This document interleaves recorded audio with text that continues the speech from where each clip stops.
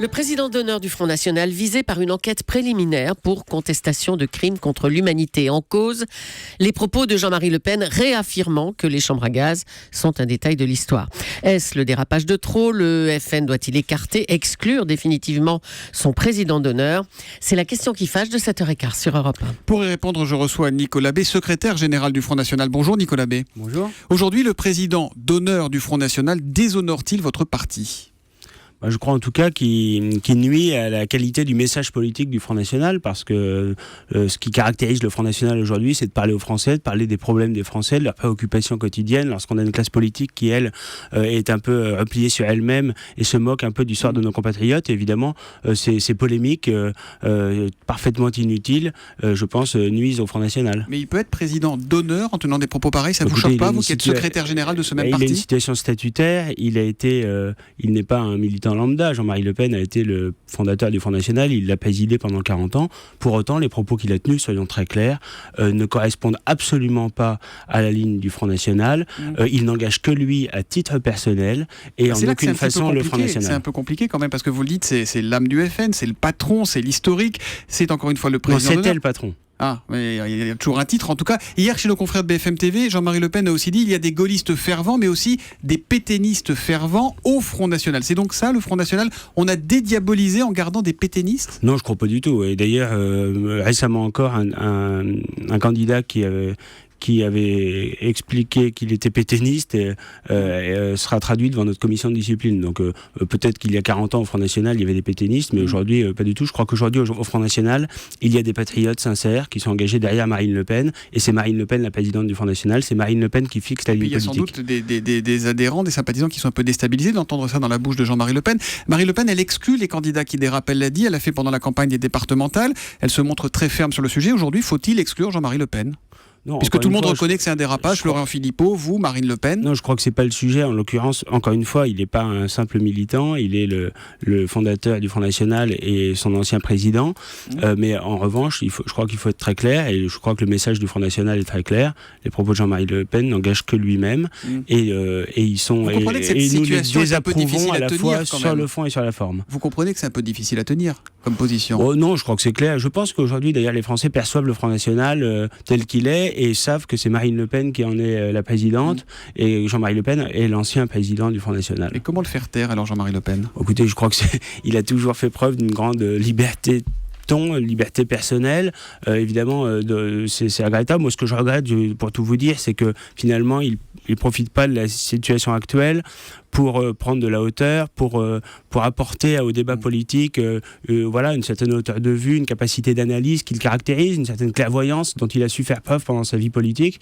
Et je crois qu'il a un goût un peu, en tout cas, il a un goût un peu immodéré de la provocation, et c'est regrettable. Et puis, il y a quelque chose peut-être d'un peu choquant aussi de la part de Jean-Jacques Bourdin à venir relancer Jean-Marie Le Pen une énième fois sur ce sujet. Et pourquoi ? C'est quelqu'un qu'on ne peut plus interviewer ? C'est un vieux monsieur qui ne sait plus ce qu'il dit ? Non, je crois qu'il a toujours été malheureusement, je dirais, constant sur ces déclarations-là, mais relancer Jean-Marie Le Pen aujourd'hui sur des déclarations qui datent d'il y a 30 ans, je trouve ça un peu dommage. Je crois que la qualité du débat politique... on peut trouver dommage de le relancer, mais ce qui est intéressant, c'est quand même sa réponse qui n'a pas bougé, qui n'a pas changé. Et encore une fois, là, c'est pas une polémique de journaliste, c'est pas une polémique politique. Le parquet de Paris ouvre une enquête préliminaire. Oui, mais ça c'est un autre aspect. Que Jean-Marie Le Pen n'ait pas changé d'avis, moi je suis le premier à le regretter, mais en revanche, je pense que la liberté d'expression dont on a beaucoup parlé il y a quelques semaines au moment des attentats de Charlie Hebdo, la liberté d'expression qui justifie qu'on puisse tout dire, insulter, critiquer de façon extrêmement outrancière, virulente, etc. Je pense qu'il faut qu'elle s'applique en toutes circonstances et à tous les propos, quels qu'en soient les auteurs. Et quand il répond à Gilbert Collard, qui a envoyé un tweet hier pour dénoncer ses propos, il répond sur Twitter, Jean-Marie Le Pen, ferme donc ta gueule, espèce de collard. Je crois que c'est deux personnalités fortes avec une explication un peu virile entre elles. Mais encore une fois, je crois que on est très éloigné des préoccupations des Français.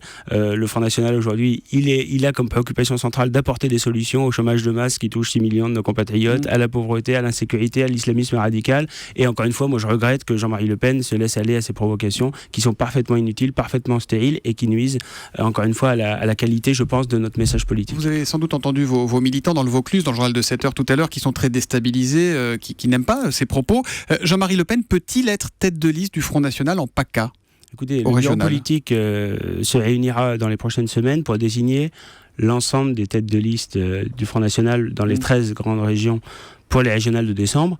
Et donc actuellement, aucune tête de liste n'a encore été désignée par le bureau politique. Vous avez des responsabilités dans le parti. Quelle est votre conviction ? Est-ce que vous dites ce matin, je pense que Jean-Marie Le Pen ne peut pas être tête de liste en PACA ? Non, mais moi, je ne sais pas à moi de dire ça. En revanche, je pense qu'il peut y avoir d'autres candidatures. Et je pense très clairement que ce genre de provocation nuit globalement à notre message politique. Donc vous souhaitez qu'il y ait une autre candidature ? Et donc ça peut évidemment nuire à une éventuelle candidature au régional. Oui. Vous souhaitez qu'il y ait une autre candidature ? Je pense que, en tout cas, que ce genre de propos, encore une fois, n'est pas nuit à notre message politique. Et donc pour les élections régionales comme pour toute autre élection, c'est évidemment assez négatif. Il y a quand même quelque chose qu'on entend toujours autour de cette région PACA, c'est que Marion Maréchal Le Pen ne s'est jamais désolidarisée de son grand-père. Elle est sur quelle ligne ? Est-ce qu'il y a pas, c'est pas le conflit à venir entre Marine Le Pen et Marion Maréchal Le Pen ? Non, pas du tout. Enfin, faut poser la question à Marion Maréchal Le Pen, mais moi je crois qu'il y a une unanimité dans la direction, dans l'encadrement du Front National pour désapprouver avec beaucoup de fermeté les propos de Jean-Marie Le Pen, ce qui n'empêche pas d'avoir pour lui de l'estime pour le parcours politique qui est le sien, ou même de l'affection. Mais en tout cas, il y a clairement une unanimité derrière Marine Le Pen pour désapprouver les propos de Jean-Marie Le Pen. Et si toutefois votre parti, les instances décidaient que Jean-Marie Le Pen sera à la tête de liste en région PACA au régional, vous le soutiendrez, vous, Nicolas Bay ?